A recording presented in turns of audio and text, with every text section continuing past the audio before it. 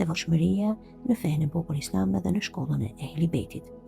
Në kuptimin e përgjithshëm islam, devotshmëria apo takva do të thotë të ruhesh nga zemërimi dhe dënimi i krijuesit përmes zbatimit të rregullave të tij, si dhe të largohemi nga gjërat e ndaluara. Devotshmëria është pelerina mbrojtëse e shpirtit kundër mëkatit. Në traditën e Ehli Bejtit, paqja qoftë mbi ta, devotshmëria e merr një kuptim të veçantë. Në mësimet e profetit Muhammed dhe të familjes së tij të pastër, paqja qoftë mbi ta, devotshmëria nuk është thjesht një frikë pasive, por një angazhim aktiv dhe një dashuri e ndërgjegjshme ndaj së vërtetës.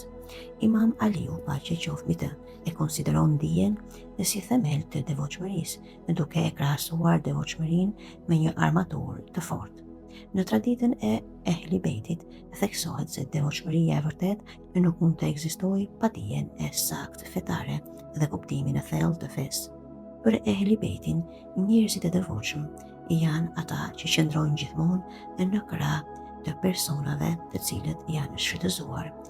Imam Huseini, paqja qoftë mbi të, dha jetën e tij në Kerbela pikërisht për të mbrojtur vlerat e larta të devotshmërisë dhe drejtësisë përballë pa drejtësisë. Po ashtu, të gjithë anëtarët e Ehli Bejtit, paqja qoftë mbi ta, na mësuan se devotshmëria shfaqet në shërbim ndaj njerëzve, të varfëve apo jetimëve, duke i ndihmuar ato.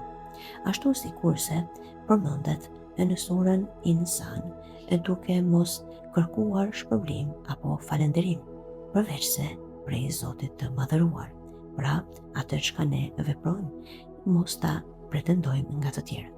Një tjetër dallues i njeriu të devotshëm është pastërtia e zemrës dhe përkushtimi shpirtëror.